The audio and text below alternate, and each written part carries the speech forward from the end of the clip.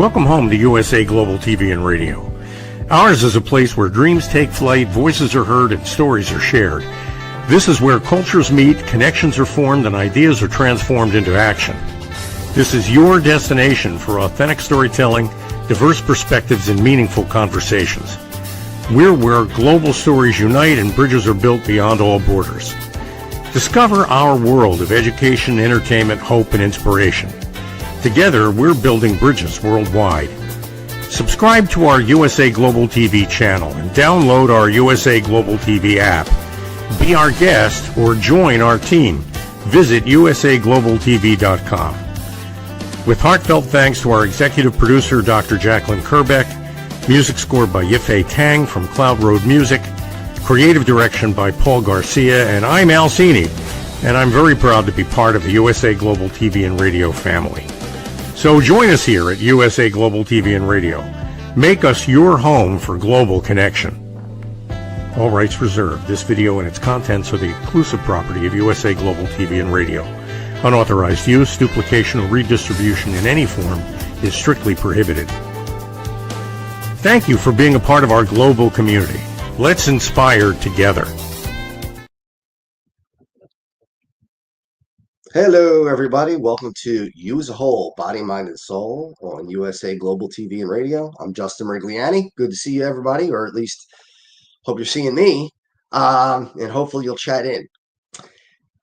Mondays come quick, and I had to think of a good topic to talk about, and I thought of one yesterday, and I sent it into Dr. Jacqueline, and it's one that kind of is interesting to me. It's all about dreams. What do dreams mean? Do they mean anything, or do people visit you in dreams? Is it coincidence? Is it real? What is it all about? And that's really what the topic of tonight's show is going to be. Growing up, I had dreams. When I would sleep, once in a while, I would have dreams, and some of them I remembered, and some of them I can still remember. I might have had a dream. I remember ones from being little, that maybe 5, 6 years old, that either were scary or were very happy, whatever it was. But those were few and far between. There weren't many that I would remember. And then in 1998, I was 20, almost 24, 23, turning 24. And my grandfather went in for heart surgery. He had to have, I think it was quadruple bypass. And from that point forward, I dream now every single night. And I don't know if that was just triggered by something that it was the first time in my life at 23 that I had to worry about a family member potentially dying. And I do remember being at his house right before surgery and him saying, this is where the will is, and this is where this is, and this is where the money is, and all those things that he was telling my mother and father just in case he didn't make it. And that was traumatic for me. Even at 24, I didn't want to even think about it because, again, I had never experienced loss in the family really. And the dreams just started from then, and it's continued now. I'm 50 years old. So that's quite a long time for that to happen. But I dream every night, and I remember them every night. I remember them every day.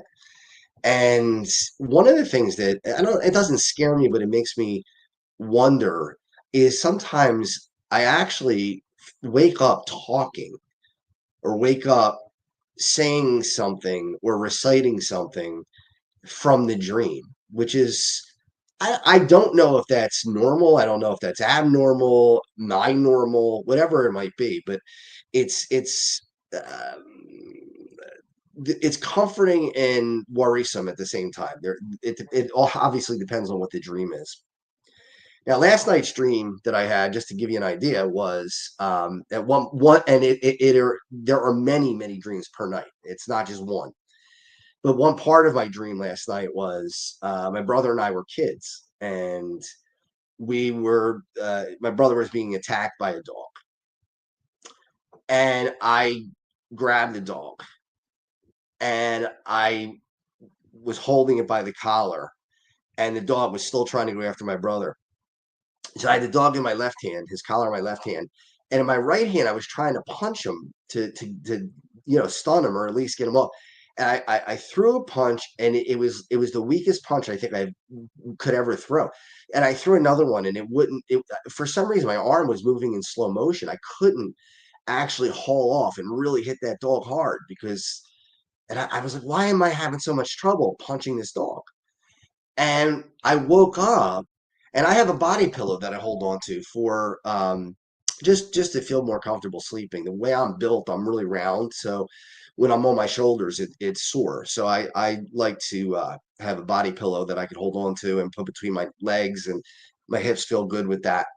And anyway, I had this body pillow, and I woke up pounding it. I threw about 4 or 5 punches that I can remember on this pillow, and then I came to and thought, wow, what, this has spilled over into real life. What just happened here?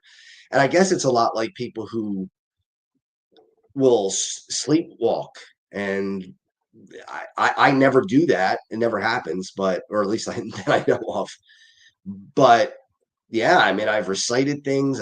Last night it got physical with a pillow. Thank God it wasn't a something that was I hit a person or anything like that, and it wasn't violent, but it was more of a reaction to something that was scary. Now, other dreams can be euphoric.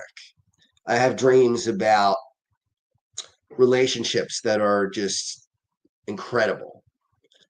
I don't think when you can, one of the great things about having your first love is that it's your first love, and you can't replicate that. It's a one-shot deal. You get to enjoy that, and that's the beauty of it, that you only get it once. The sad part of it is you only get it once, so you never relive that.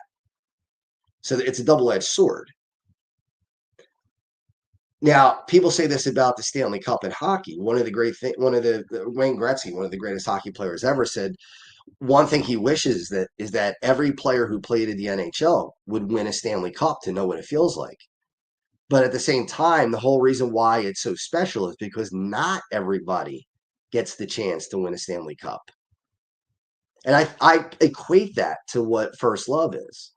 You get that first love, and it's euphoric. It's something that's beyond what you can imagine. And then after that, it's not the first one anymore.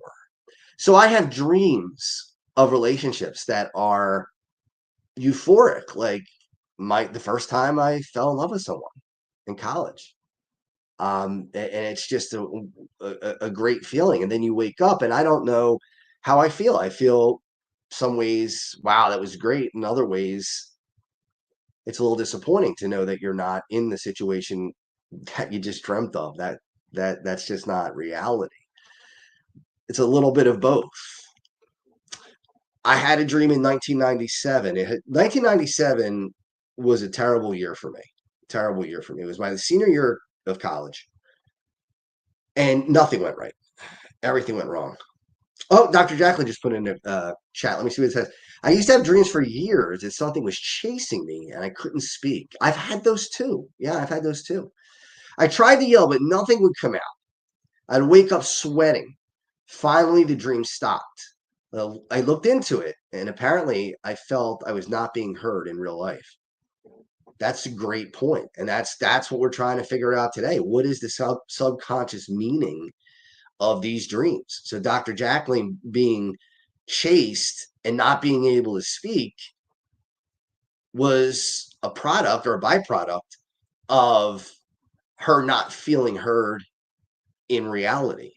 And I think that's what a lot of these dreams are about. They are about what we feel that we just don't think about or verbalize while we're awake. It happens while we're unconscious. And you got to remember one thing. We talk about subconscious and unconscious. There are two different things. Unconscious is when you are not thinking, when you're not awake. So when somebody says, I unconsciously uh, uh, opened the wrong bottle, or I unconsciously sent an email to the wrong person. No, you didn't unconsciously. You subconsciously did that. Unconscious is when you are not conscious. That's the difference. It's a little pet peeve of mine, to be honest with you. It's something when people say I did this unconsciously. No, you did it subconsciously, not unconsciously. Unconscious is you're not awake. You're not conscious. But the unconscious brain, and I am not a neuroscientist, I'm not a psychologist, I don't have any training in that. I only know what I know from what I've been through is that what happens in real life does surface in the dreams that you have. But going back to 1997, nothing went right. Nothing went right. I love college. College was great. I went to Cabrini College from 93 to 97. Was the greatest 4 years of my life. I enjoyed every second of it. It was one more shot to be a kid. It was one more shot to be euphoric and to everything's great because you're an adult and a child at the same time. You get to be both. You get to be both. That's the only time in your life you get to be both. I think childhood is wonderful. I think college time is wonderful. And adulthood is good, but it's never the same as what childhood is. I've always been looking and searching for that feeling again. And I haven't found it. I just haven't. Except for my kids being born. That would be about it. But that feeling of euphoria just doesn't happen, you know. Like when you're a kid and Christmas morning and you open up the gifts, that's euphoria. When you're 9, 10 years old or even younger, you're just over the moon about everything, and that doesn't happen after you hit a certain age. Or when you meet a hero. If I meet a professional hockey player who um, is a current player who's 20 some years old, I'm not awestruck rather. I am, I'll shake hands with the person and talk to them, but it's not the same thing. When I'm 10 years old and I met one of my heroes who were playing back then, yeah, that made a big difference. But not now, not at 50, and it can't. That's the beauty of childhood. Once again, you get one shot at it, and that's it. And sadly, that's it. But that's the other part that makes it great.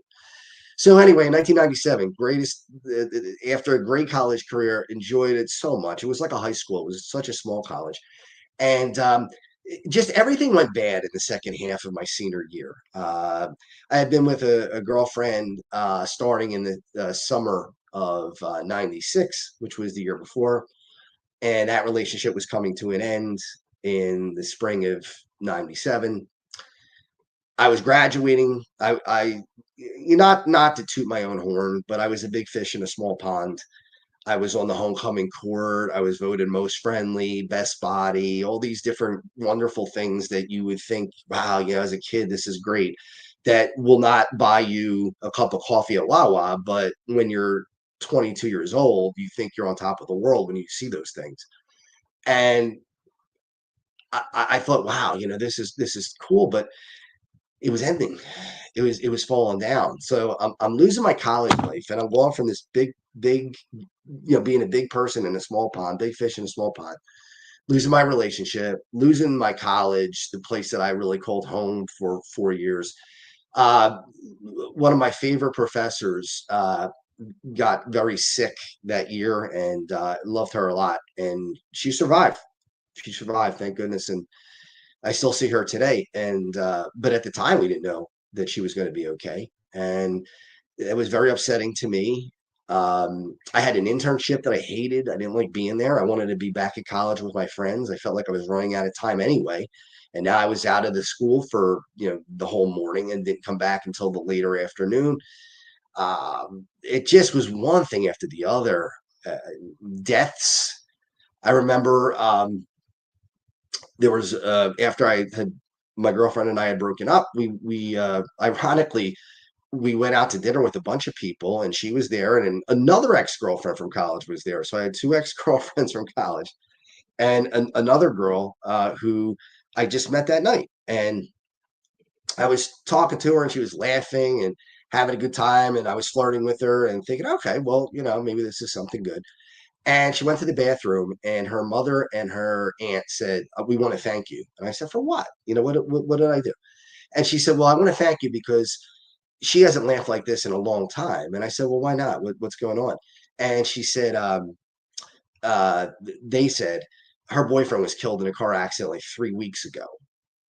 And, when you have all this going on, even for me, that was traumatic. I know it didn't happen to me. I didn't know the gentleman who was killed, but in that position, your two ex-girlfriends are there, and you meet this person, and then you find out about this issue, which was as tragic as it gets, right?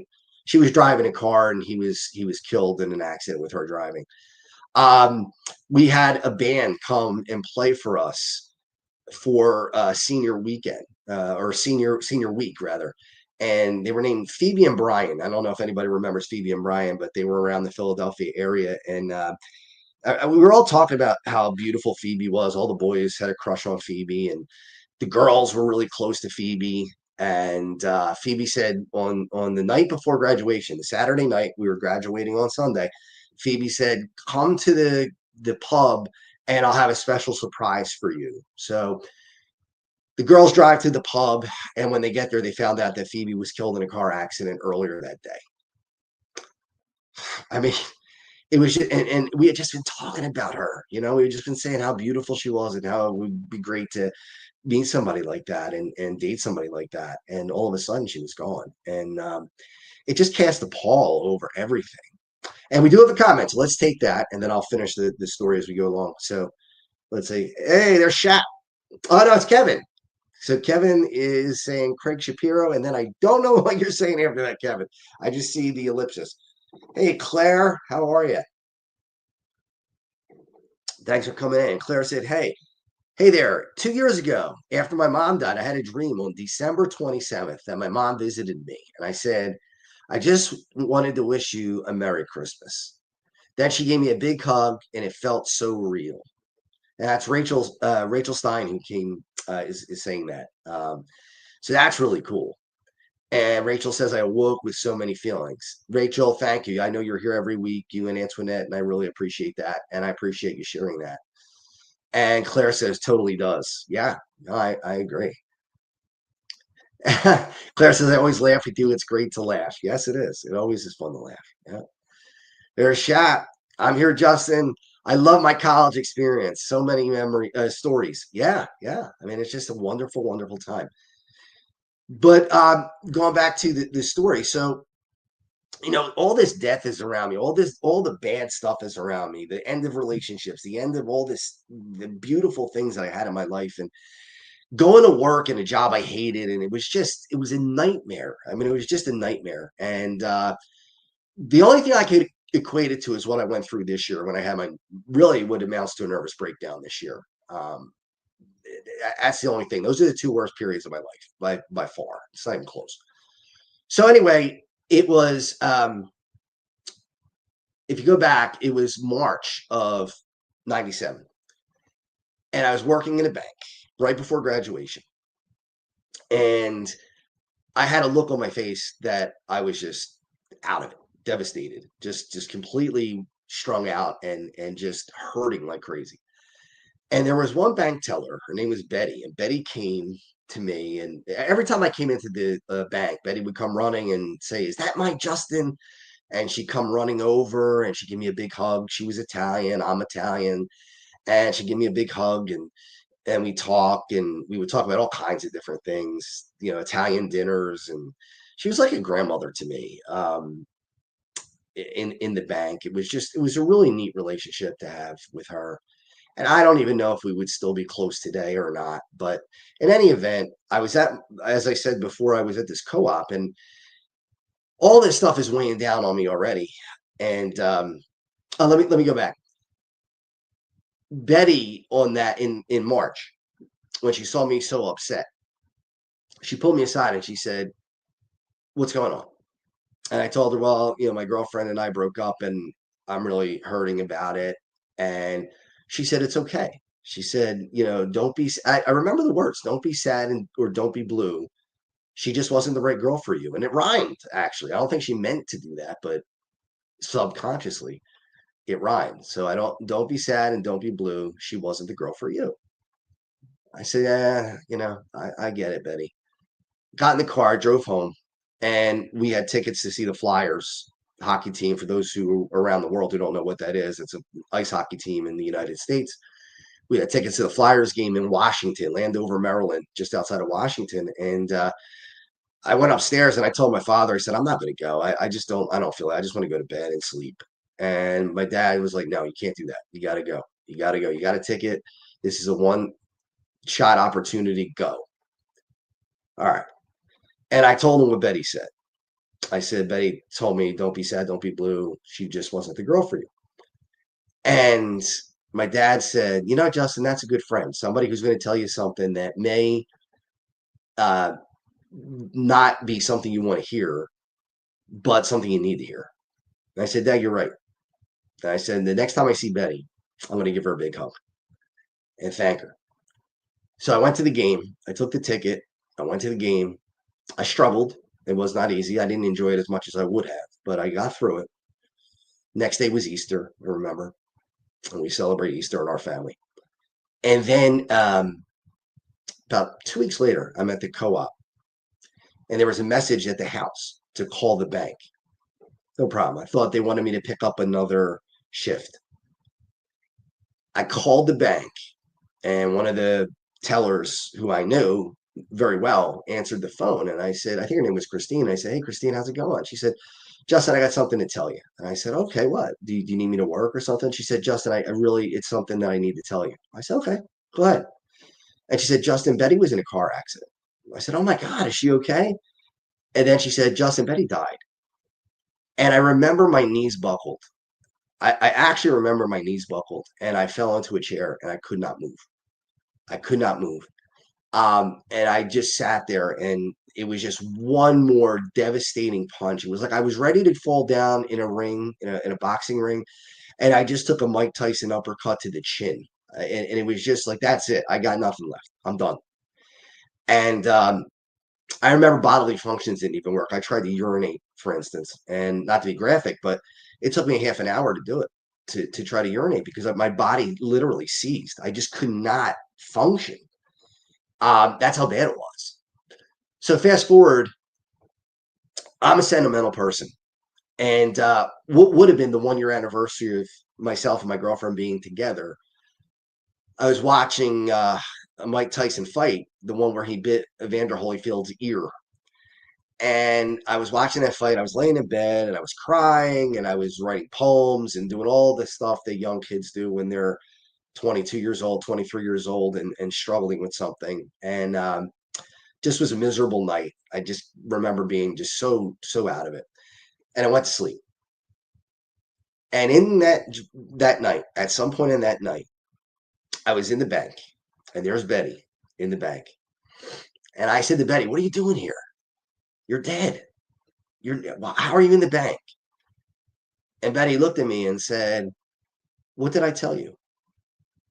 And I said, "Yeah, I know what you said, Betty." And she said, "Didn't I tell you don't be sad, don't be blue? She's not the girl for you." And I said, "Yeah, Betty, that I know. That's what you told me." And I said, "But you know what? I'm upset." And she said, "What are you upset about?" I said, "Well, I never got a chance to hug you and thank you."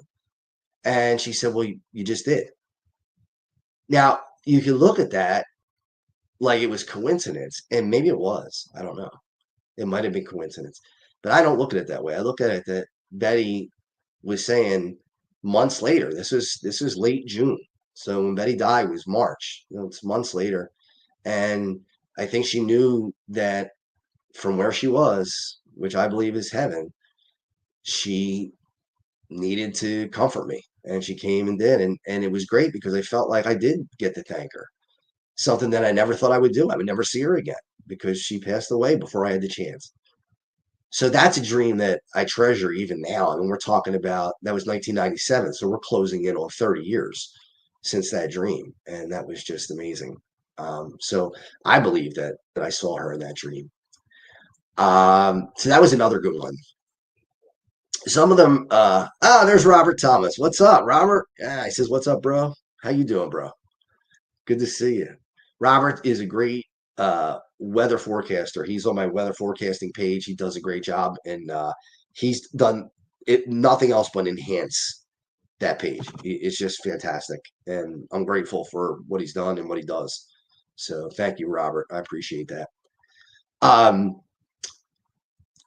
some of the dreams are really bad. I mean, some of them don't leave me feeling good afterwards. One of them was we were in a field, and I will be the first to admit I'm not great with loss. Loss is something that I don't take well, especially if it's a person, um, or especially a family member, somebody who's close to me. I don't like to lose anything. Dr. Jacqueline, do we have another comment? I just want to field that if we do, or was that Robert? I don't know if that was Robert's comment or. Oh, okay, it was Robert's comment. So thanks again, Robert. So losing my grandparents was the worst thing that has happened to me in my life up to this point, and losing my parents will be the second worst thing, I hope, because otherwise it would be losing a child or something like that, and that I don't know anybody who could recover from that. I mean, you just don't. So losing my parents is going to be the worst thing that ever happens to me, I hope, in my entire life. And it's going to be horrendous. But up to this point, losing grandparents has been the one. So anyway, we were out in a field, and tornadoes coming. This tornado's coming in, charging in. It's an EF5. It's just gigantic. And we're all out in this field, my family, and we don't know what to do. Don't know where to run. Don't know where to hide. We're just stuck. And we cover up, and the tornado goes by, and it seems like we survived it. Everybody survived miraculously. Everybody's okay. Everybody's good.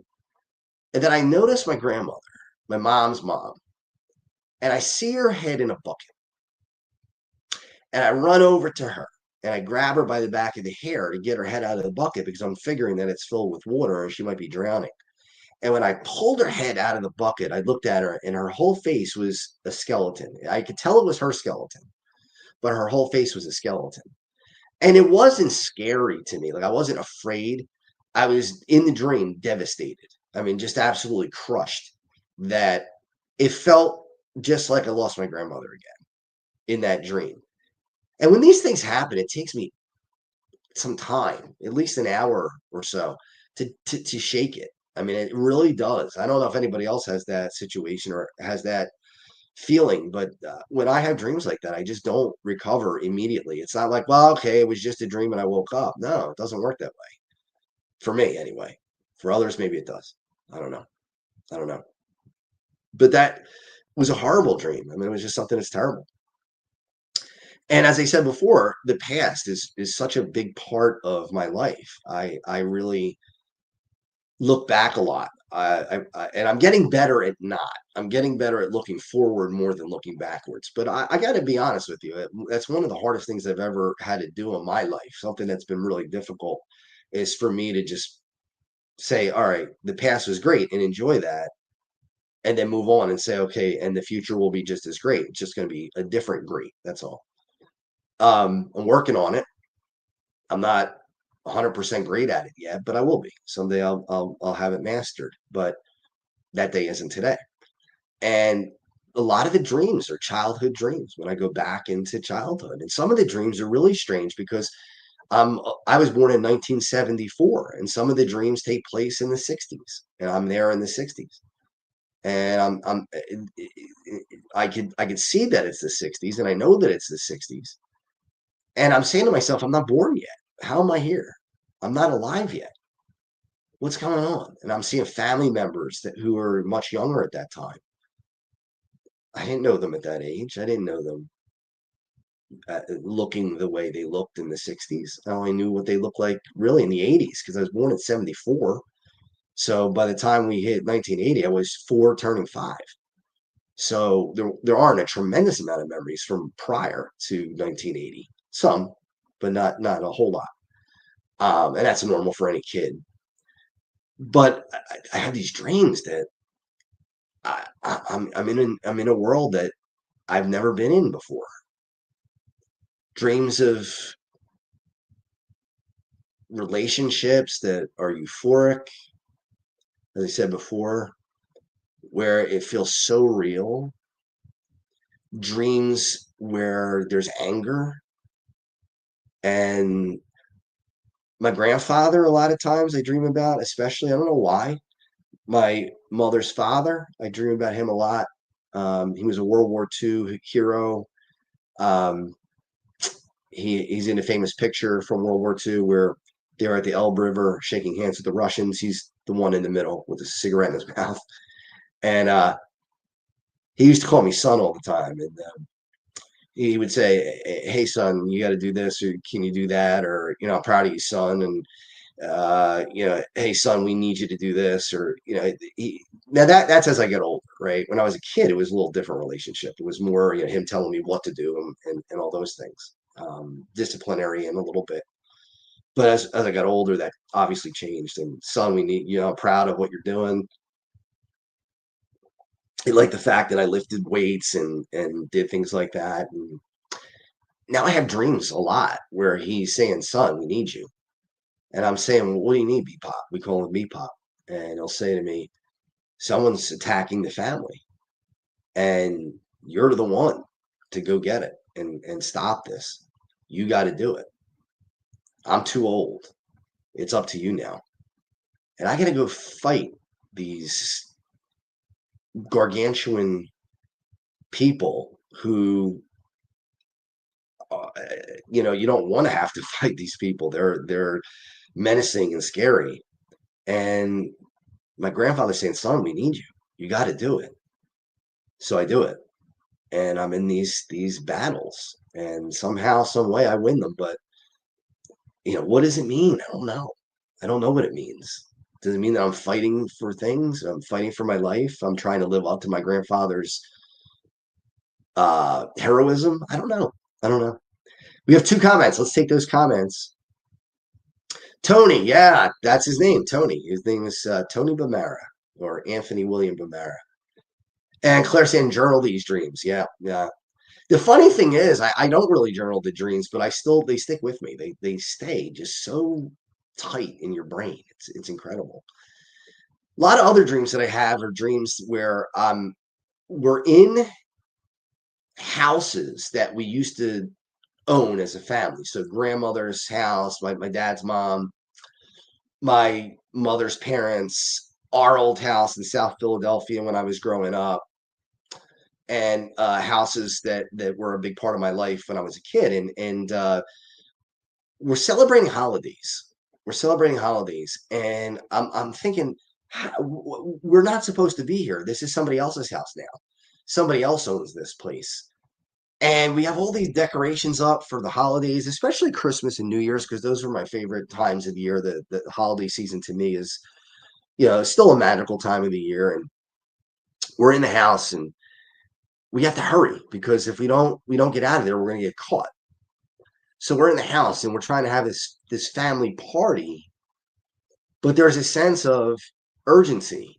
Like, we got to get it in quick enough before somebody finds out and we, get in trouble, arrested or thrown out or whatever. I don't know what's going to happen, but and we're doing this, and it feels like there's a time bomb going off in my mind as I'm going through these dreams. I'm sitting at the table and enjoying family and eating and trying to feel as normal as possible with the thought of, there's a fireball that's coming after you and you better hurry up and get this all in.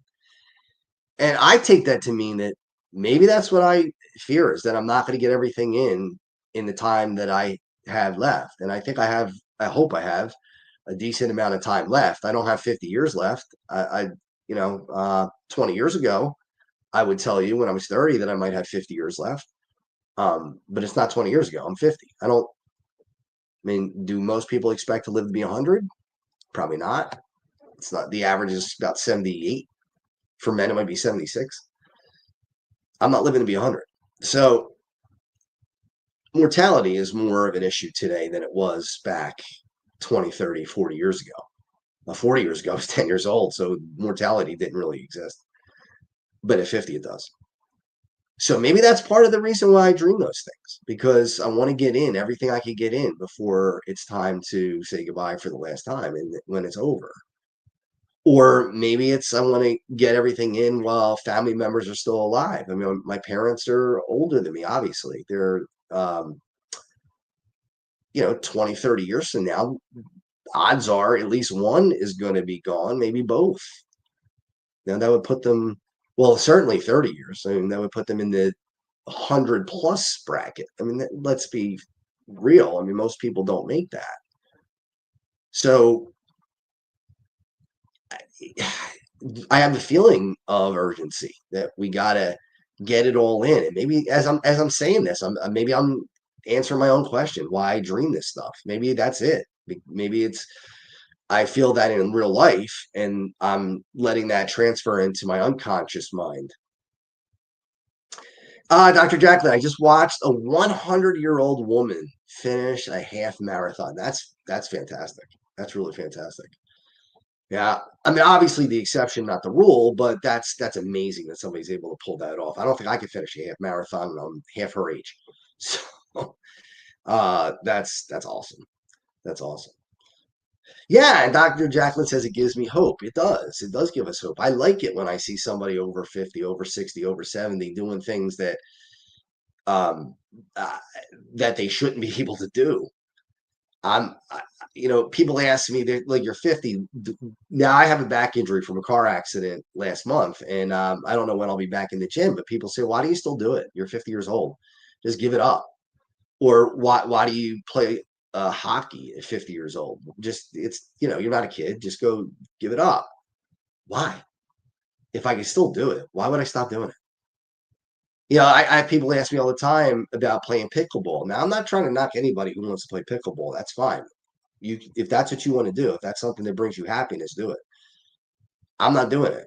Pickleball to me is an older sport for people who can't play tennis because they're unable to run the same way that they did before. And that's okay. There's nothing wrong with that. But that's not my speed. If I'm going to play a game like that, I'm playing tennis. I'm running the court. Everything's got to go hard. I don't go to the gym and walk on the treadmill and lift a little bit of weights. I go full throttle the whole time. I can't not. That's just the way I'm built. I just don't have the gear to say, well, I'm going to do this, but only just do it a little bit.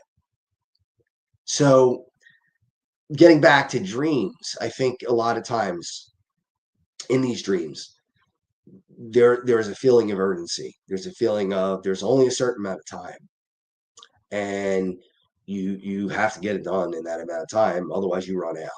Dr. Jacqueline just wrote, I thought that when I tripped and fell off a treadmill in an interval class, I faced a machine.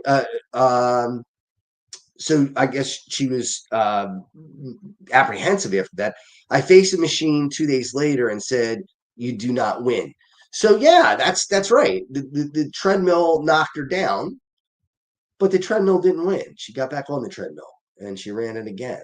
And I've seen her do solid core. We went to solid core together and did a solid core workout. And my neck was throbbing at the end of that. And that was before the accident. And she was a champ. She was doing it with weights and everything. I struggled. But my point is the dreams are telling us something. I don't know exactly what they're telling us. I do think people come to us in dreams and talk to us. I think people who have passed on, that might seem pie in the sky, that might seem hokey to some people. I don't care. I mean, if that's the way you feel, that's the way you feel, and that's okay. But other people don't. I'm one of the ones who don't. I feel that if that dream with Betty, for instance, I think I know that it was Betty coming to help me and said, you're going through hell, kid. This year has been destruction. Your life is crumbling. I got you. I got you. And over this last year, between divorce and possibly losing the house and struggles with my kids and their lives being disrupted and all the things that are so bad, my business crashing, my charity falling apart, all these things that are just piling and piling and piling and piling. And I've had dreams where people come and say, things are going to turn around. This is not going to be the end. This is just an end to one thing. Was that song say every new beginning comes from one other beginning's end? New beginning's end. It's true. It's true. So I'm restarting at 50, but I think when I dream, even the bad ones, they're telling me a story. They're letting me know something, or it's something that I'm drawn to, something that I'm scared of, something that is comforting, and hopefully people actually who have passed on come to visit and say, I'm with you. I'm right behind you.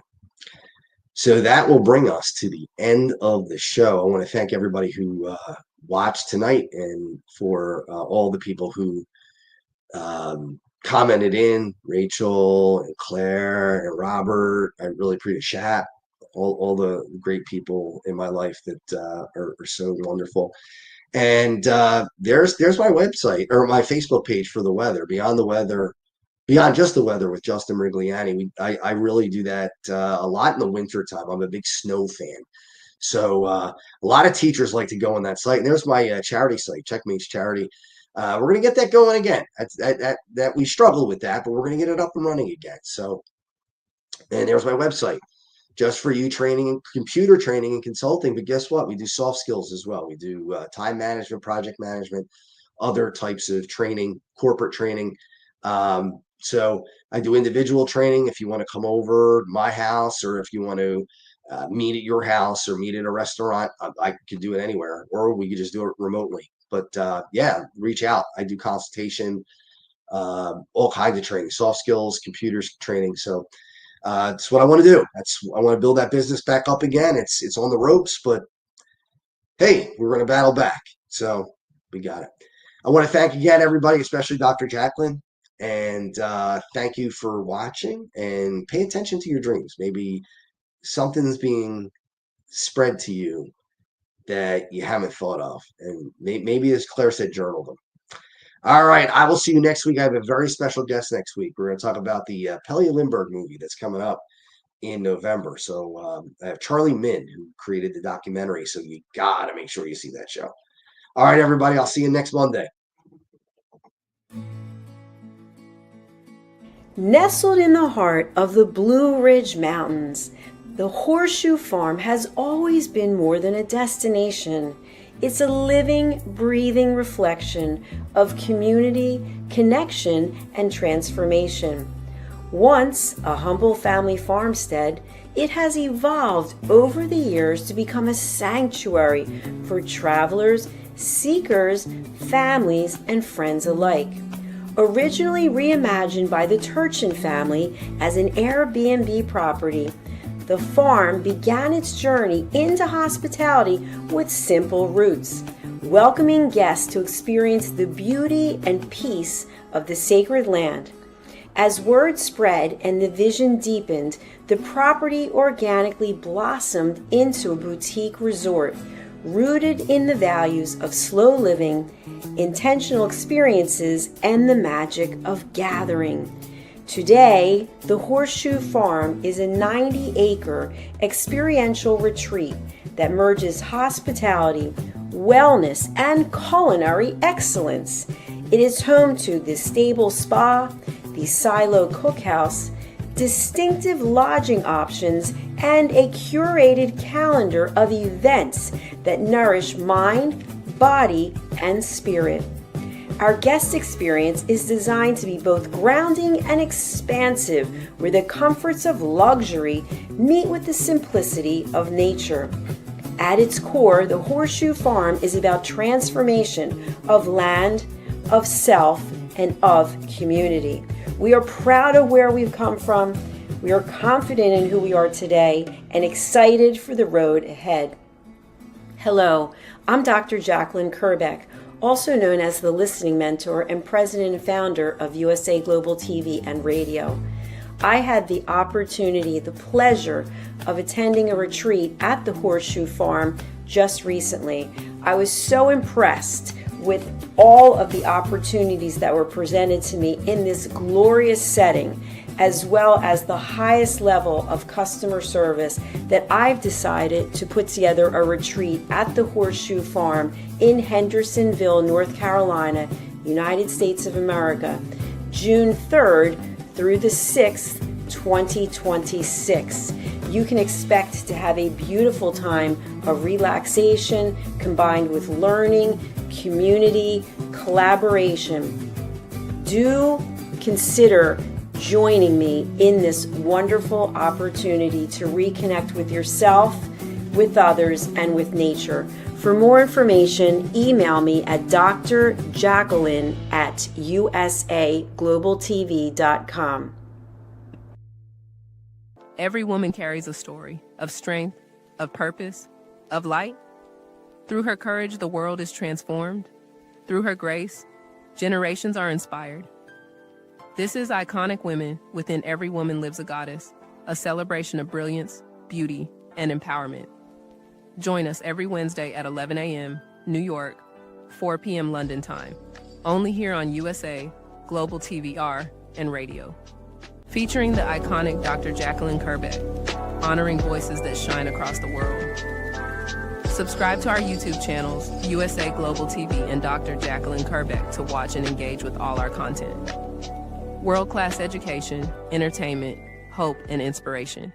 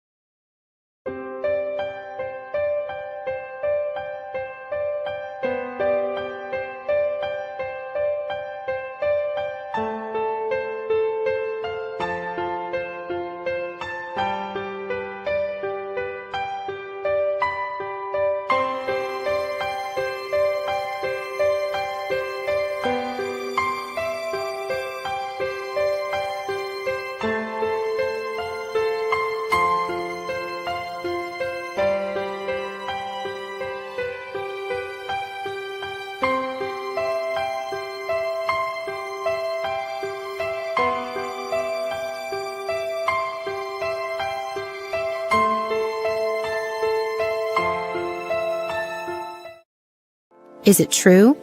Is it kind? Is it necessary? In a world quick to judge, one book dares to reveal the hidden cost of silence. Discover Holy but Harmful, The Silent Sin of Judgment, How Hidden Judgments Destroy Relationships and Damage Lives by Dr. Jacqueline Kerbeck. The Amazon #1 bestseller that's transforming the way we understand ourselves and the way we see others. Pick up the companion workbook to uncover your own hidden judgments and learn how to break free from them. Available now on Amazon and at fine bookstores worldwide. USA Global TV and Radio proudly presents Tracy Cram Perkins, a dementia caregiving survivor teaching how to balance care with peace of mind. #1 resource for dementia caregivers. It's the book Dementia Home Care: How to Prepare Before, During, and After. Over 17,000 copies sold of this must-have guide. And now a testimonial from Tracy Smith. If I was to describe this book to someone who is going through a similar situation, I would underscore how important it is to have some sort of a tool or a guidebook to help you through certain stages. And there's so many, it's such an unknown topic to the average person. And to have this as a reference is essential. It's going to help you get through it personally, as well as help your loved one manage. To learn more, go to tracycramperkins.com. Tracy Cram Perkins is an award-winning author. She's also the host of Dementia Home Care television show. Watch it here on USA Global TV and Radio. Thank you, viewers and listeners of USA Global TV and Radio, for joining us today. We're honoured to have your time and attention as part of our global community. At USA Global TV and Radio, we believe in the power of authentic conversations, meaningful connections, and creating a world of possibilities together. Want to be part of something bigger? Join our team of elevated listeners at usaglobaltv.com, a space where your voice matters and your ability to listen transforms relationships. Stay connected with us across all our platforms for thought-provoking discussions, expert insights, and empowering stories. Subscribe to our channels at youtube.com/c/USA Global TV.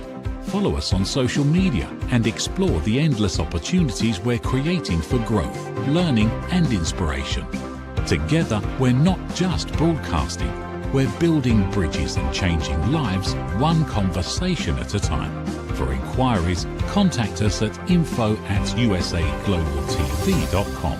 Music by Johnny Dies. Produced by Executive Producer and Director Dr. Jacqueline Kerbeck.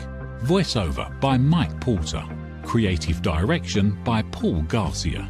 All rights reserved. Copyright 2025. Visit usaglobaltv.com to view our full terms and conditions.